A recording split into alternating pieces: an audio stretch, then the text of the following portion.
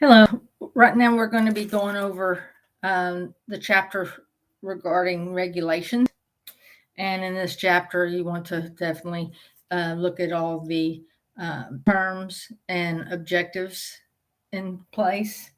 And you want to, with that being said, we'll go on to the the chapter itself and start with saying the FDA was created to maintain the public safety with the attempt to prove that the drugs were safe. Not anything could just be put in there like they call the bathtub medications. So the process can take up to 8 years, and there could be 10,000 submits and only one make it through. But then, the 8 years or longer that it takes, um, and the examples are shown in the chapter, so you'll want to look at that. Since 1997, they have put in a exception, and we saw this during the pandemic, that certain permissions can be given and the authority to accelerate the approval process as quickly as 6 months, but we saw it even sooner than that.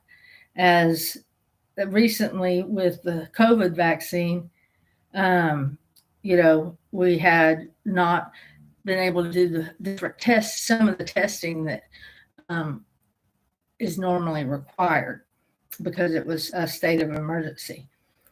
So look at that box on the amendment of the Food and Cosmetic Act in 1938, just to kind of give you a brief summary of the overview.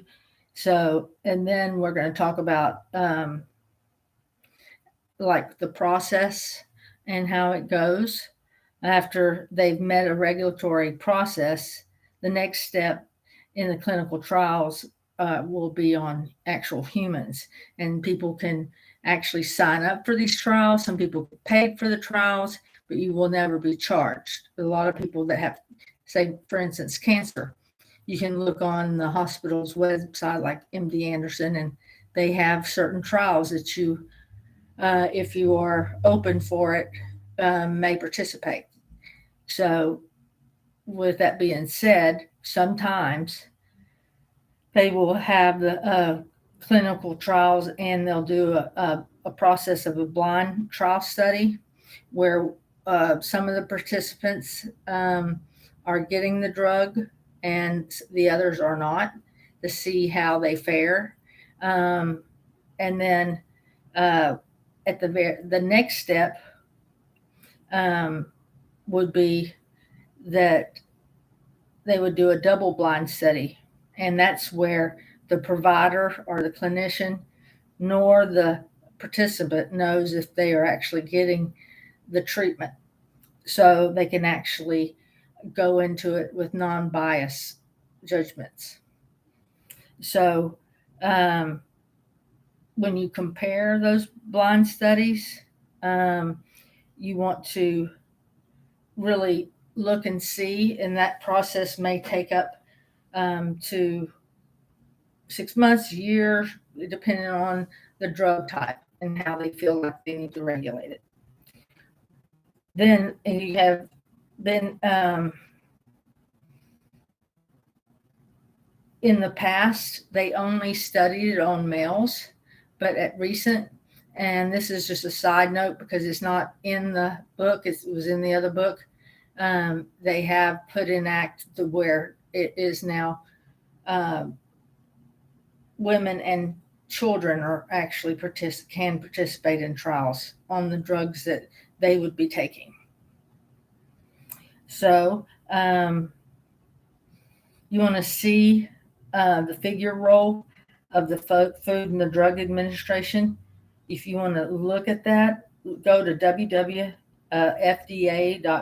search for MedWatch, and you can just see some of the studies. Now, some of these studies do have adverse reactions, and if they're in that trial period, that they are actually in the next stage after the blind studies and the double blind study, they will put it out into the public, but there is still a regulatory act in order. When we say MedWatch, and say, for instance, if a medication is administered and you witness a adverse reaction, you will have to fill out adverse event form, and you will see that form on that page. It was caused by online reporting availability to report the vaccine adverse event form. Now, there's also another event form, but it's a vaccine adverse reaction event. So when you have that form, it actually is on the U.S. Department of Human Services page. You would fill that out. So with the next process goes naming the drug. When the company that is actually producing the chemicals to make a specific drug, it's too difficult for the practitioners or nurses, and I can tell you teachers that are trying to pronounce some of the generic drugs, so they give them a brand name.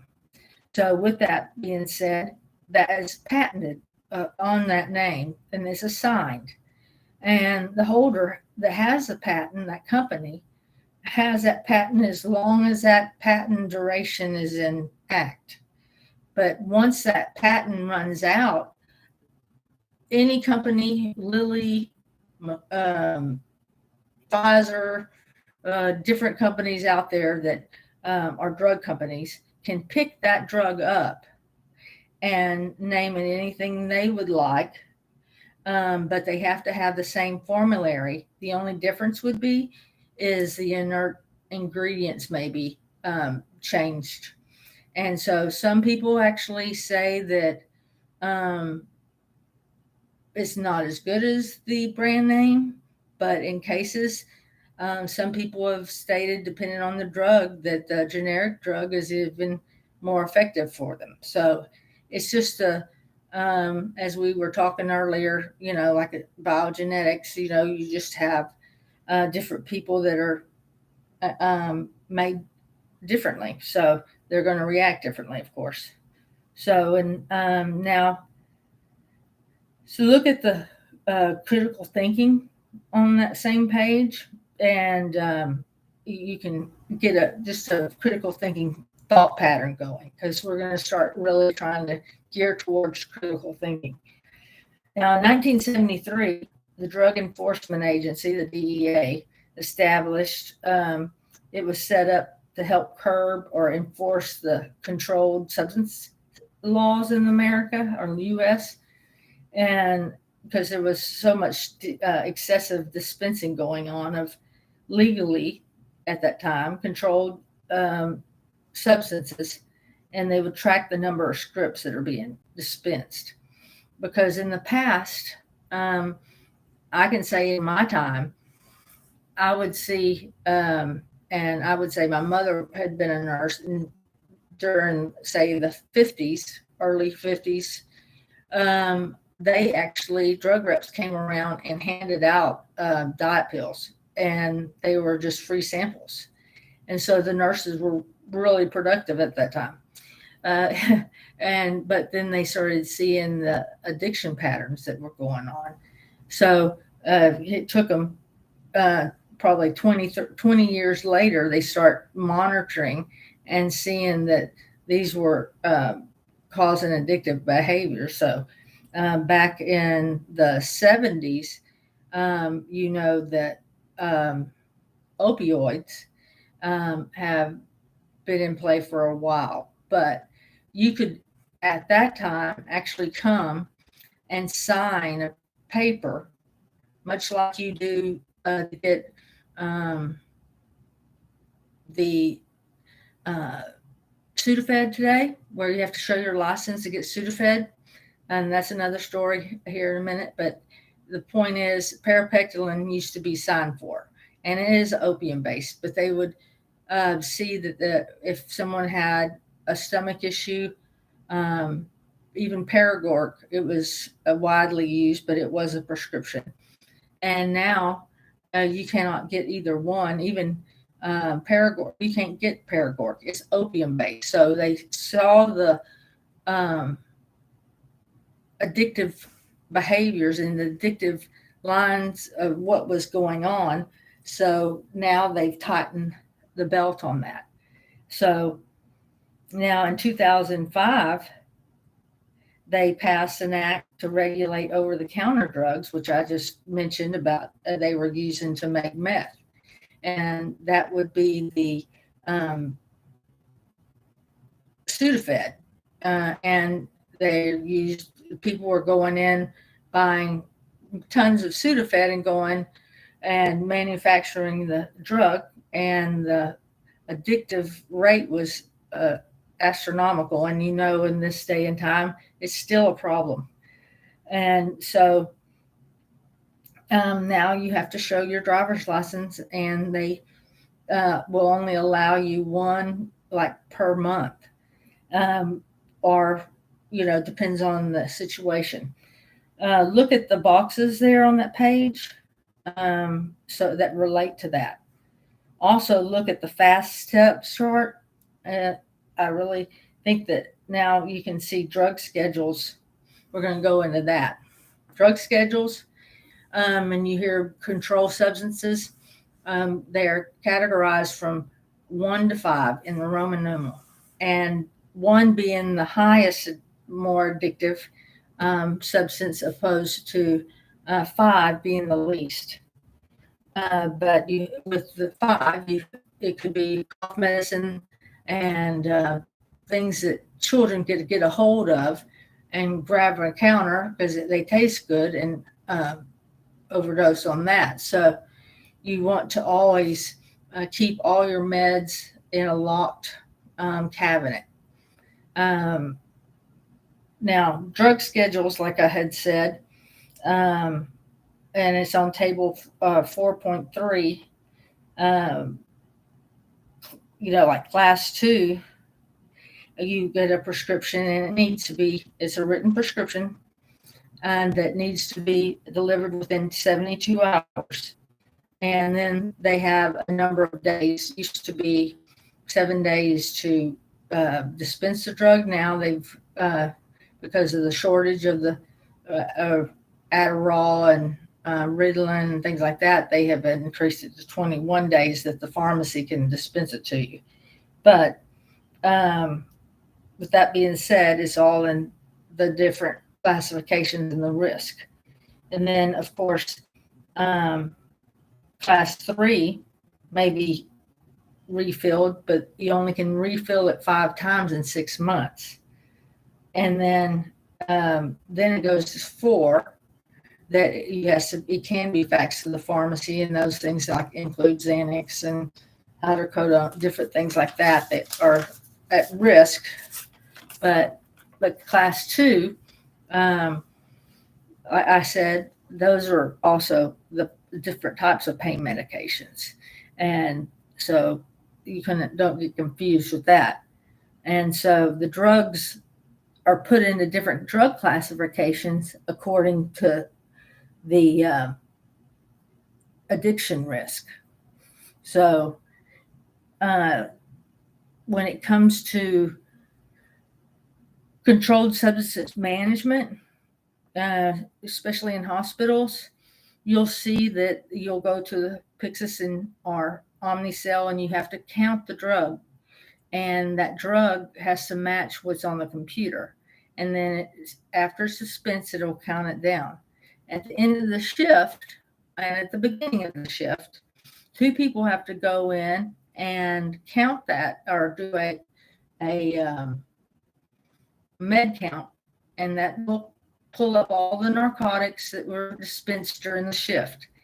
If those counts do not add up, you will have to contact your supervisor, or then if depending on the policy of the hospital, you will have to also you contact, because the pharmacy is going to be alerted to that. So don't think it's just not going to happen. They're going to give you a call. And also, now with the newer um, medications and how you're delivering your medications through what they call MAC on the computer. Now, if you do not follow up with a controlled substance, if it's a slow IV push within 30 minutes, it's going to alert the pharmacy. And then if you don't follow up with a controlled substance oral form within an hour, it will flag. So you always have to check on your pain management and put the level of pain they have after that period of time, depending on if it was slow IV push or oral. So now the agency and or the policy, like in some facilities that might have it differently. It might not be in an Omnicell. It might be in these little push little sheets, med sheets. But normally the controlled substances are in a locked, like morphine in some places, or in a double locked box, actual box. So follow the agency, the policy, and witness it. And you also have to sign your name on the drug count when you finish. And those records are going to be kept for 2 years. And so see the DEA website for any other information. And now disposal of different controlled substances or even medicine, period, especially controlled substances, must be witnessed. Now, in the hospital, we're talking if you have morphine and you have a 2 milliliter vial, and that vial has 10 milligrams, and you need to dispense or administer 4 milligrams, you're going to have to waste 6 milligrams.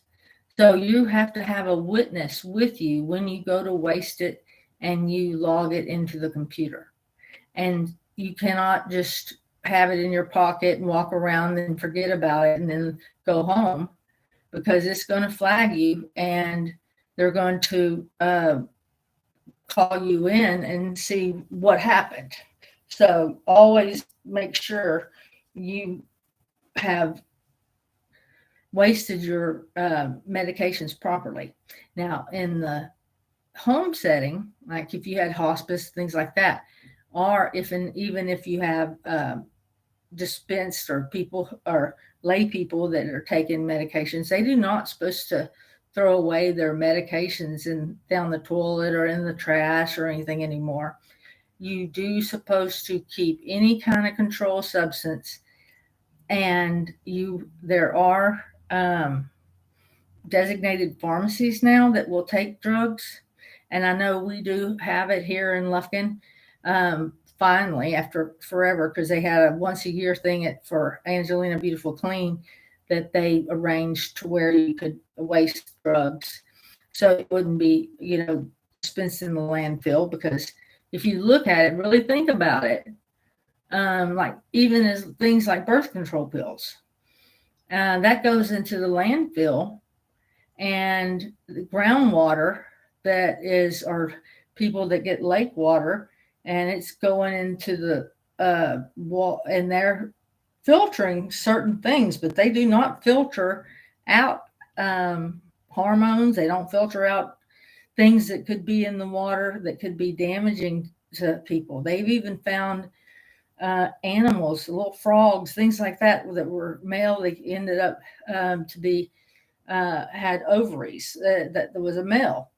So it really has an impact. So then if you don't have a designated pharmacy, you would go actually to a police facility or, and turn them in. All right, we're going to go into substance abuse. Since there's a pattern over the years of the chemical agents and the signs of abuse of substance, And you want to look at that bulleted changes. Actually, it's around page 66 or something like that. And look at that, because um, you see there's changes in sleep habits if people start having issues, and people that are you wouldn't suspect having issues. They might have excessive weight gain or excessive sweating, excessive tremors, confusion, poor coordination or slow reflexes, jaundice. Uh, that's usually with alcohol, but other substances call that too. Dilated or constricted pupils is a big indicator. Yeah, especially if you're in the school setting, or if you're in the hospital with coworkers that we'll talk about that later, that might be using needle marks. Some behaviors signaling substance abuse are as follows. That means poor work performance, calling in, coming in late, sloppy work, frequent mistakes, moodiness, including restlessness, irritability, withdrawal, defensiveness, violent temper or outburst, forgetfulness, or change in any kind of personal hygiene with clothes, bathing, etc. So additional, signs, you can look at that on um, the box 4.6. So treating those substance abuses, you want to follow the policy of the hospital. If it's a colleague or agency, um, the hospital, if at home, the patient's family, they'll want to reach out, go to the community, and if the person itself, it has to be their choice unless they're a danger to themselves or others. If they are a danger to themselves or others with their significant changes, you can get a peace warrant and have them put into a uh, rehab facility if it's that severe. If you, especially when you say there's a working addictive behavior where they show up to work on time, they're doing everything like they're supposed to, that would not be something that you could get a peace warrant on. But if you have signs to where they're violent to a point where you feel like you're in danger, or if they catch things on fire by not watching or falling asleep when they are addicted and have a cigarette, that could be a peace warrant. But there's areas, the people that are indigent, that don't have means to pay, which is like ADAC. They don't just cover alcohol, drug abuse. Just they will actually facilitate a place where they could go and seek help. But it does have to be that person's choice. Now,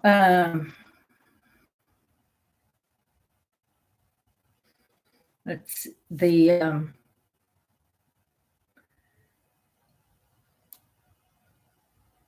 one thing, the substance abuse and legal nurses, when it comes to, say, we're saying colleagues, we're talking nurses, and you see that some changes, they seem impaired, or their pupils are constricted or dilated, depending on the drug. And that's when we talk about sympathetic and parasympathetic nervous system.